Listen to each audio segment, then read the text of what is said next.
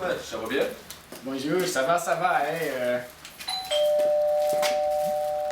Bonjour, Ah, ça, c'est pour... nous sommes ici pour le pique-nique, mais il fait mauvais.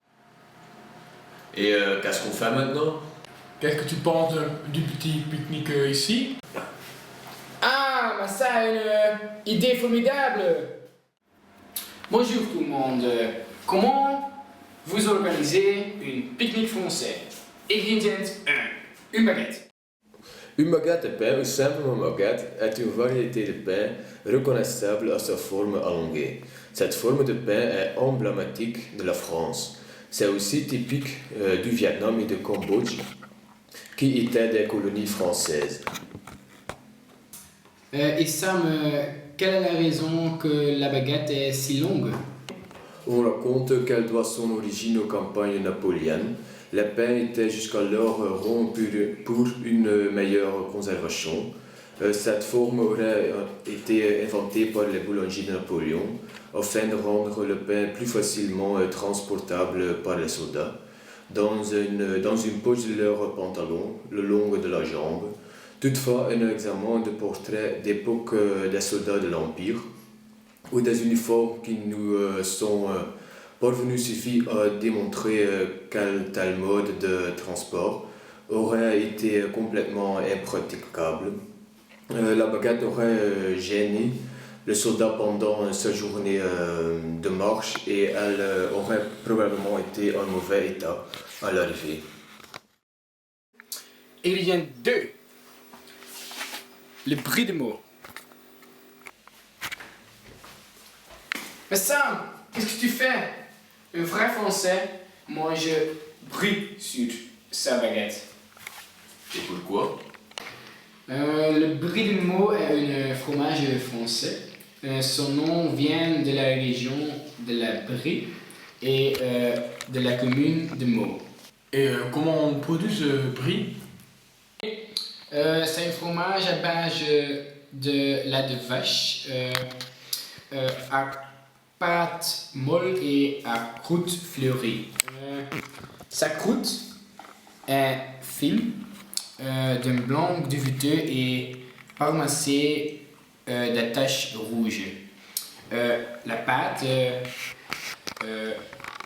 couleur jaune paille et est onctueuse mais pas coulant. Le fromage est fabriqué avec du lait cru. Du lait est mis en bassine avec de la plessure pour être caillé. La caille est moulée à la main par fines couches successives. Le fromage devient solide après le lactosérum est évacué. Par tourner cela régulièrement et saupoudrer avec un champignon spécial, il obtient le goût et les formes spécifiques.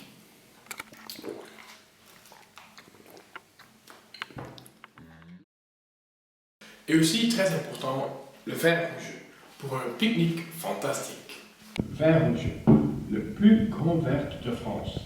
Pour la production de ce produit typique France, on doit fermenter les raisins noirs avec des pellicules et des pépins. La durée de cette fermentation est variable. On doit savoir quel genre de vin on veut. Ce sont les Égyptiens qui sont les premiers pour produire de vin rouge. Ça, nous savons parce qu'on a découvert des scènes de pressage et de vendrage. France est un pays avec une grande production de vin. Tout le monde connaît les régions comme Bordeaux et Bourgogne. Aussi, les raisins français sont les meilleurs du monde, comme il y a Sauvignon et Merlot. Et pour compléter, un pique-nique français avec un fin parfait du cognac. Le cognac est une eau de vie fine, produite dans une région délimitée centrée autour de Cognac, sur une grande partie du département de la Charente et de la Charente-Maritime, et en respectant des normes et des règles de production afin de pouvoir obtenir l'appellation Cognac. En général, un cognac est assemblé d'eau de vie de différents âges et qui peuvent provenir de différentes crus de la région délimitée.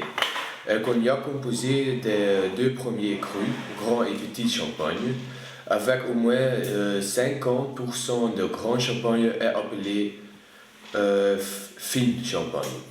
Bien sûr, il n'est pas rare de trouver des cognacs dont les eaux de vie ne provient que de grand champagne. Par contre, il est plus difficile de trouver un cognac millésimé, à la différence d'Armagnac ou d'un whisky. L'âge d'un cognac est l'âge de la plus jeune eau de vie qui rentre dans l'assemblage.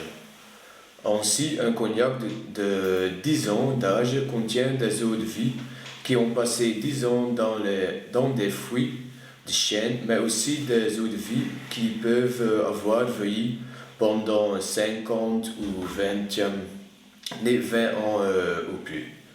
C'est le maître de chai qui détermine en fonction du goût final à obtenir les différents eaux de vie et les quantités respectives à assembler.